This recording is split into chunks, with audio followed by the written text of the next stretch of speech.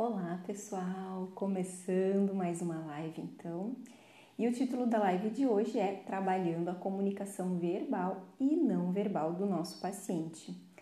Bom gente, essa live de hoje ela foi muito pedida desde o início, assim que nós começamos aqui com Trocas na Fono, a gente recebe várias mensagens no direct e até nos comentários solicitando esse trabalho, assim, porque a gente acredita, muitas vezes a gente imagina que, por serem fonos, nosso público aqui, vocês, né, são fonos ou são estudantes de graduação, e por serem fonos, todo mundo já sabe sobre isso. E eu vou falar um pouquinho, sobre esse assunto aqui nessa live, que é um assunto muito grande, mas eu vou tentar ser bem breve, ser bem direta. Mas o ponto que eu quero chegar é assim, ó, gente, eu vou falar hoje como a gente vai trabalhar com o nosso paciente, que é muito mais fácil na realidade do que a gente trabalhar conosco mesmo, certo? Até vou dar alguns exemplos ao longo dessa live sobre situações minhas que eu passei de não perceber determinadas coisas, vocês vão entender o que eu quero dizer. Então, assim, é muito mais fácil a gente trabalhar esses aspectos com o nosso paciente do que trabalhar conosco mesmo. Tá? Então, vou falar alguns aspectos que a gente deve trabalhar com o nosso paciente e aí vocês vão pensando para vocês também. E a pergunta, gente, até coloquei lá no nosso grupo do Telegram, a pergunta que eu vou responder nessa live de hoje, fiquem até o final para vocês, se vocês ficarem curiosos em relação a isso, é assim, ó. O que nós fonos podemos trabalhar em relação à comunicação verbal e não verbal do nosso paciente que nenhum outro profissional pode trabalhar ou tem condições de trabalhar? Por que eu coloquei essa pergunta, gente? Porque comunicação, tem um monte de gente que está trabalhando, não é verdade? A gente vê aí cursos online, palestras de oratória, de expressividade, de como se comunicar bem, como falar bem. E é muita gente que trabalha. Tem advogado, eu já vi palestra de advogado, já vi palestra de pessoa que é formada em letras, ou pessoa que às vezes não tem formação de ensino superior, mas que trabalha, né, com isso. Coaches trabalham muito com essa questão de comunicação também. Mas qual que é o papel que só nós fonos podemos trabalhar com o nosso paciente, que os outros não conseguem? Então, o diferencial nosso, porque nós trabalhamos com comunicação, mas assim a gente vai muito além e no aspecto de comunicação a gente vai bem nas profundezas da comunicação. Então, nessa live de hoje eu vou responder isso. No final vocês vão entender qual que é o nosso diferencial. Já devem ter pensado em algumas ideias aí, né? Bom, gente, então assim, a comunicação os superfonos aí, as superfonos da voz, já sabem com certeza que a comunicação é composta da comunicação verbal e da comunicação não verbal. Tô só destrinchando assim, porque às vezes tem pessoas que são de outras áreas. A gente vê até alunas nossas que às vezes falam assim, eu trabalhei muitos anos na áudio, agora que eu tô entrando na área de voz. Estudantes de graduação também, que às vezes estão mais no início da formação. Então, assim, a comunicação ela é composta pelos aspectos verbais e não verbais. Os aspectos verbais, gente, eles são... o que são os aspectos verbais? São os aspectos relacionados ao significado das palavras que nós vamos usar nesse nosso discurso, em uma palestra, em uma aula, em qualquer tipo de comunicação, né? O significado das palavras.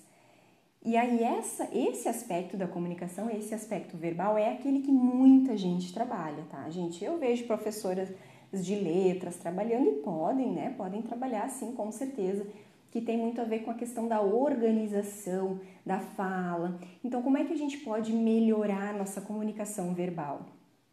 Uma das questões é treinar. Então, assim, eu vou ter uma apresentação.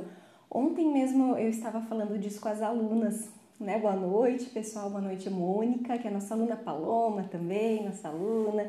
Bom tê-las aqui, todas as demais também que estão na live, né? Muito bom tê-las. Então, ontem mesmo eu conversava sobre isso com os nossos alunos, com os meus alunos lá da faculdade, que vão apresentar o TCC, final do ano. Então, assim, o que é a primeira coisa para a gente ter uma boa comunicação verbal? Ensaiar, se preparar. O que eu vou falar? Nossa, eu tenho um TCC lá que tem 100 páginas, vou ter que falar em 15 minutos, o que eu vou falar? Né? Eu não posso falar 13 minutos de introdução e deixar 2 minutos só para o restante. Então, eu tenho que preparar, eu tenho que organizar. Então, com isso, a gente já consegue fazer um treinamento, trabalhar, né, a linguagem verbal. Um dos aspectos dentro da linguagem verbal que a gente trabalha também é os vícios de linguagem, né, então, aqueles vícios que aparecem muitas vezes que não tem necessidade. Também é uma questão de treino, de automonitoramento. A gente pode e deve trabalhar isso com o nosso paciente, porque às vezes o paciente não tem noção. E a gente vai falar para ele. E algumas pessoas também já vão trabalhando isso por conta, já vão percebendo, olha só, tô falando muito né, era aí que eu vou ter que começar a me conscientizar em relação a isso, vou ter que controlar um pouquinho, né, ó né. Então, a gente vai trabalhando essas questões. Então, os aspectos verbais, ok, a gente trabalha e muita gente trabalha também. E agora vamos falar dos aspectos não verbais. Os aspectos não verbais são outros aspectos da comunicação que também carregam muito do significado daquilo que a gente está falando. Aí a gente tem uma variação aí na porcentagem de autores que falam que a comunicação não verbal ela carrega 80% do significado da mensagem, 70%, aí os números variam, mas assim, o que a gente sabe é que a comunicação não verbal ela tem uma grande responsabilidade na assertividade da mensagem que eu quero passar, tá? Em eu usar essa comunicação não verbal a meu favor para realmente passar a imagem que eu quero. E a gente tem vários aspectos. Temos os aspectos vocais, que aí entra muito a nossa área, totalmente, na verdade, totalmente o que a gente trabalha, e os aspectos além da voz, que se referem aos aspectos corporais, gestos, expressão facial, maquiagem, cabelo, roupa, cenário, se for em questão de vídeo. Então, os aspectos aliás, os aspectos corporais e gerais, a gente também tem vários que aí a gente pode falar em várias lives. Mas eu quero falar agora dos aspectos vocais, gente, que é aí que mora a questão que eu quero trazer para vocês. Que só o fono consegue e tem condições e tem formação para trabalhar bem com isso aí de uma forma mais profunda, tá? Bom, dentro dos aspectos vocais da comunicação, a gente tem um deles que é a frequência, né? A frequência dessa fala, tá? Então, a gente sabe aí que a frequência, né, a frequência aguda, ela transmite uma determinada imagem, a frequência mais grave transmite outra imagem. Só que assim, ó, as pessoas em geral, esses dias eu até estava assistindo uma palestra de uma profissional que é muito boa na sua área, não é fono, mas ela trabalha com comunicação, né, ensinando as pessoas a serem palestrantes, e foi muito boa, assim, a aula dela de tudo que ela falou, mas ela só citou ali, né, que a gente precisa ter uma frequência um pouquinho mais grave, a gente não pode ter a frequência muito aguda. Ok, né, é verdade, é uma informação. Mas adianta, gente, você falar para o paciente assim, olha, a tua frequência tá aguda, vamos agravar? Adianta? A gente sabe que não, né? A gente precisa trabalhar isso com exercícios para melhorar. E tem outro detalhe em relação à frequência que é bem importante, gente. Será que todo mundo tem condições de agravar ou de mudar a frequência conforme queira? Nós também sabemos que não. Não é verdade? A gente sabe que a frequência ela está relacionada com aspectos fisiológicos das nossas pregas vocais, da constituição ali anatômica. Então, por exemplo, o tamanho das pregas vocais ela vai acompanhar o tamanho da pessoa, o sexo dela também. Se eu tiver 1,50 m, eu não posso ter uma voz da Ivete Sangalo. Porque daí, gente, olha só, pensa eu não tenho 1,50 m, tenho 1,60 m, 1,62 m. Mas vamos supor que eu tenho lá, tipo, a Sandy. A Sandy, não sei se vocês sabem, ela tem menos de 1,5 m. Ela tem 1,40 m e pouco, se não me engano. Então, o que acontece? A prega vocal dela é menor do que a Ivete Sangalo, por exemplo. Então, ela não vai ter a voz numa frequência X de grave que ela queira.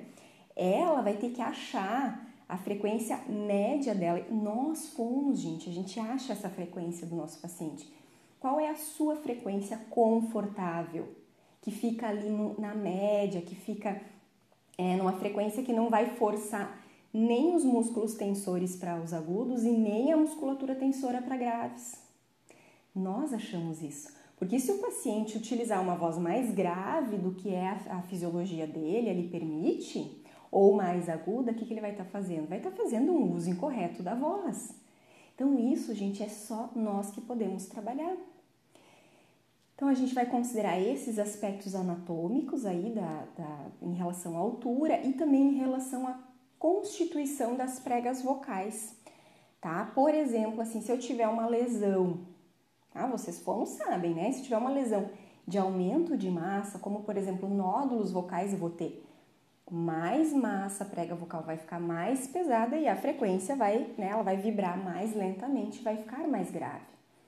Então, se eu tiver nódulos vocais, eu já sei que essa frequência ela vai estar um pouquinho agravada e na medida que eu vou reabsorver esse nódulo, ela vai conseguir elevar um pouquinho, né? Então, assim, a frequência ela sempre tem que estar de acordo com a constituição física também, ela não pode estar nem grave demais, nem aguda demais.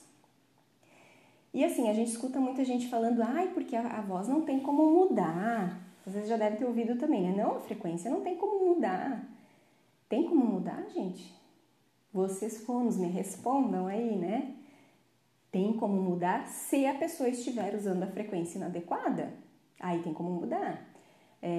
Coisa que chove, né, gente? A gente vê muito as pessoas com a frequência inadequada. Então, homens com a voz fina ou mulheres com a voz fina também estão usando a frequência inadequada, estão forçando a musculatura usando uma frequência que não é adequada para ela. Daí sim a gente consegue mudar. O exemplo clássico que eu sempre falo, o Anderson Silva.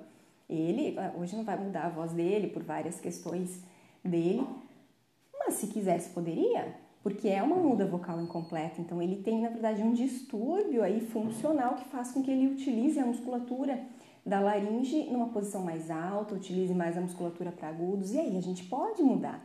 Qualquer um pode? Não, é só nós, fonos, que podemos fazer isso, tá? Então, a frequência fundamental é um dos preditores bem importantes. E aí eu quero provocar vocês, fonos, né? Como é que será que tá a frequência de vocês? Eu sempre pergunto isso para os alunos, nos estágios, e eles não, às vezes, geralmente todo mundo acha que a sua voz é fina, porque por causa da questão de utilizar, de escutá-la gravada, mas nem sempre às vezes a pessoa nunca percebeu, nunca parou para analisar. É muito mais fácil ver nos outros, né? Perceber nos outros do que perceber na gente. E aí eu vou contar uma situação para vocês que aconteceu comigo, tá, gente? Não foi logo de recém-formada, não, tá? Faz pouco tempo. Vocês sabem que a minha filha hoje, ela tem 4 anos, tá? Fez aniversário em julho. E quando ela tinha deixa eu me lembrar agora, foi em 2018, eu acho. Ela tinha 1 ano, eu acho, 1 ano e pouquinho. E eu comecei logo depois que eu finalizei a licença maternidade, daí eu comecei a trabalhar na Univale. Antes eu trabalhava no hospital, depois disso comecei a trabalhar na Univale e atendia também alguns pacientes de voz. E aí, gente, olha que coisa, no período de licença maternidade, eu fiquei só com ela, porque minha família não é daqui, então era eu, minha filha e daí meu marido, era assim a nossa convivência, não tinha muita gente para conviver. Eu conversava muito com ela, então bebezinha, o que eu fazia? Fazia voz infantilizada, e daí eu pesquisei um monte de coisas, de artigos aí que falam que é bom até utilizar a voz infantilizada para que a criança consiga entender as diferenças de situações. Então, é normal, eu falava com ela infantilizado. Aí, quando eu comecei a trabalhar na Univale, eu não percebi, gente, que eu tava com a voz infantilizada, porque eu fiquei 4, 5 meses falando com ela desse jeito e eu não percebi. É muito estranho, assim, a gente vai mudando a voz e a gente não percebe. E aí, em um determinado momento, eu estava atendendo uma paciente, que eu já atendia, ela não era uma paciente nova, e lá pelo meio da terapia, ela tinha nódulos vocais e eu fui medir a frequência fundamental para ver, assim, mais ou menos se a frequência dela já tinha mudado, será que o nódulo já reabsorveu um pouquinho para ver se a frequência dela já ajustou. Liguei ali o aplicativo para medir a frequência e nisso ela me fez uma pergunta e eu respondi, daí quando eu vi a minha frequência eu fiquei assim, foi a 300, assim, tava 300 variando ali, eu fiquei, meu Deus, gente, eu fiquei chocada. Meu Deus, eu tô com a voz infantilizada e ainda dando aula, né? Falei, gente, tem alguns aí aqui que estão hoje no 10º período, que eram meus alunos naquela época. Sim, uma dúvida aqui, Daiane tá perguntando, como fazemos para avaliar a frequência da voz? É possível somente com protocolo? Sim, Daiana. É assim, sabe, tem um jeito bem simples de medir a frequência fundamental com aplicativos de celular. Coloca lá, baixa lá no teu celular, tem assim, diapasão, né? Aí depende se é iPhone ou se é Android. E aí vai ter lá vários aplicativos e vocês conseguem ver. Só que tem que testar, porque tem alguns que não são confiáveis, tem alguns que são.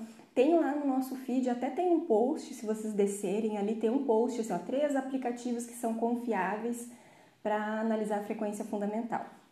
E aí a gente faz com o aplicativo, a gente vai fazer com a fala do paciente. O paciente vai falando, não é leitura, não é repetição de palavra, ele falando de uma forma espontânea e a gente coloca o aplicativo ali.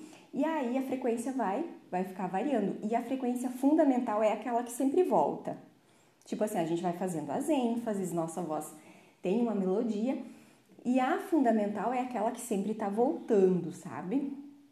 Tá? Então aí vocês conseguem ver. Dá para fazer também pela análise acústica, dá para fazer, daí é com a vogal sustentada, roda lá no programa. Mas com o aplicativo eu gosto bastante de usar, porque dá para usar até em terapia, né? Pra gente ir trabalhando, monitorando, pacientes que têm alterações de frequência, então é bem legal, assim, sabe? Eu acho bem legal. Então foi essa situação aí que eu contei para vocês que eu vivenciei. Tá? Então a gente tem que cuidar para não ficar olhando só o paciente e perceber em nós também, porque a gente também transmite uma imagem com a nossa frequência fundamental. Outro aspecto que nós trabalhamos também enquanto fonos, né, que todo mundo na verdade percebe, que é a melodia. Então assim, qualquer um percebe, esse paciente, essa pessoa, esse cliente, enfim, tá com a voz monótona, né? Olha só, tá com a voz monótona. Daí, nessa palestra que eu assisti, que eu até contei para vocês, de uma pessoa que é muito boa, mas que não é fono, né? Ela fala isso, assim, a gente tem que variar, né? Tem que ter uma voz melódica, ela fala assim. Mas aí, de novo, gente, primeiro, basta falar, será que a pessoa vai conseguir sozinha fazer? E segundo, nós fonos, gente, nós não vamos simplesmente dizer para a pessoa que ela tem que fazer a voz melódica ou não. Nós vamos avaliar, tá?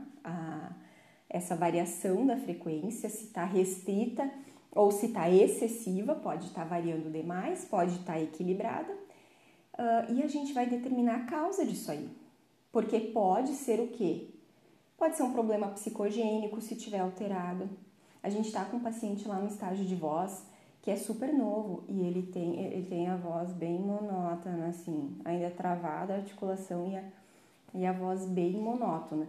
E aí, assim, a gente tem que investigar o que é isso aí. O que pode ser? Será que é um problema emocional? Está associado a alguma medicação, que ele usa alguma substância, ou mesmo a um processo depressivo, ou uma disfonia psicogênica, ou a um problema neurológico, né? Então, não adianta só eu falar para a pessoa variar, às vezes ela não vai ter condições de variar. Existem N situações também que o paciente não vai conseguir variar a frequência fundamental dele.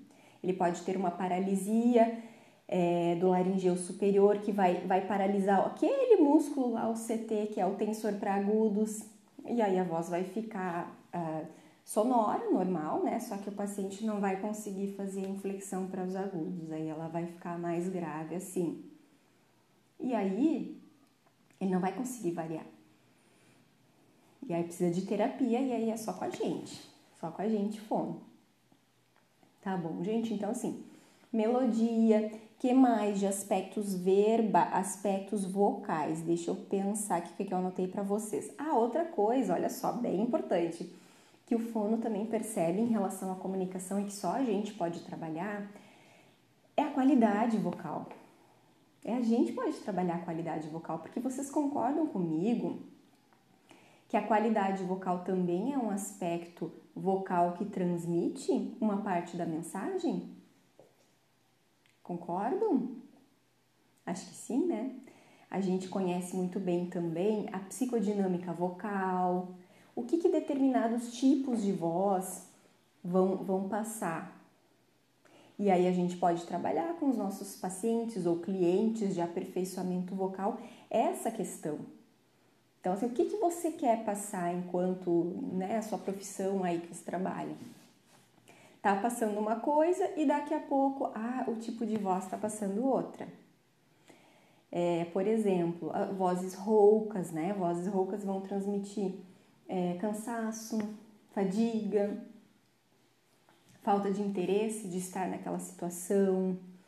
Frequência nem se fala, né, gente? Frequência eu já falei antes. Então, uma frequência mais aguda vai transmitir uma ideia de imaturidade. Então, é um profissional que está, sei lá, trabalhando com N coisas, ou até mesmo na internet, e tem a frequência fundamental mais aguda.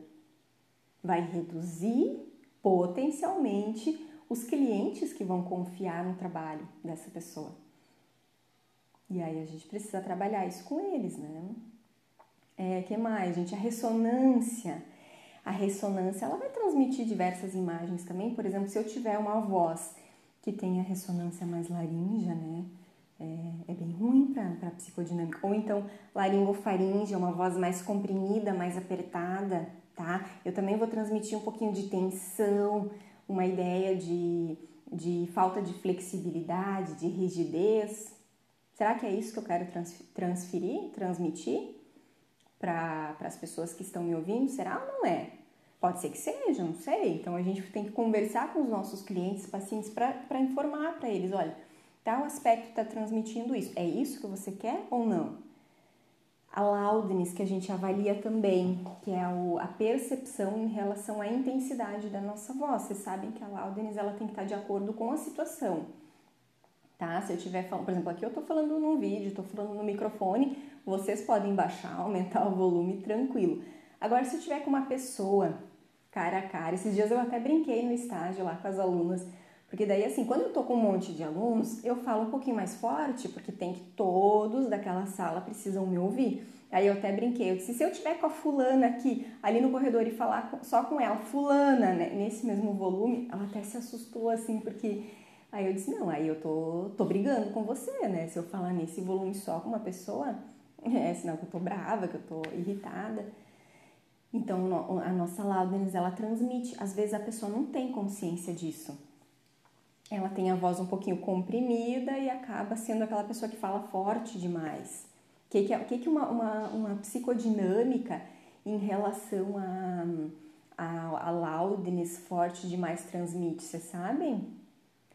Transmite uma ideia de agressividade, invasão do limite do espaço do outro, né? Então, a minha voz está invadindo o espaço pessoal da outra pessoa. Não é nada legal. Acho que para nenhuma profissão é legal, assim, a menos uma profissão, sei lá, de liderança, a pessoa está numa posição de liderança e mesmo assim não é legal, porque a gente não é legal, assim, uma liderança dessa maneira, assim, sabe? Invasiva e autoritária, mas, de repente, a pessoa queira transmitir isso.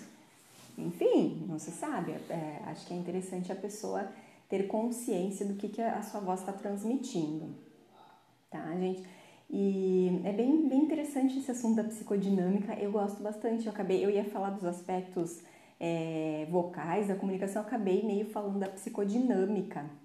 Exatamente, ó, a Ana tá falando ali, parece que a pessoa está brava e impositiva. Isso mesmo. Quando é alguém do círculo ali, do ciclo de proximidade, né, de vocês, por exemplo, você já sabe, ela fala assim, mas transmite uma ideia meio negativa. A gente que é fono tem consciência, mas as outras pessoas que não são fonos, elas vão ter aquela ideia assim, tipo, né? Uma ideia meio inconsciente, não assim tão, digamos, incisiva sobre aquela situação, mas vai ficar aquela, ai, não gostei muito, sabe? Deixa eu ver as perguntas. A voz infantilizada. A voz infantilizada. Legal, Rosane, né?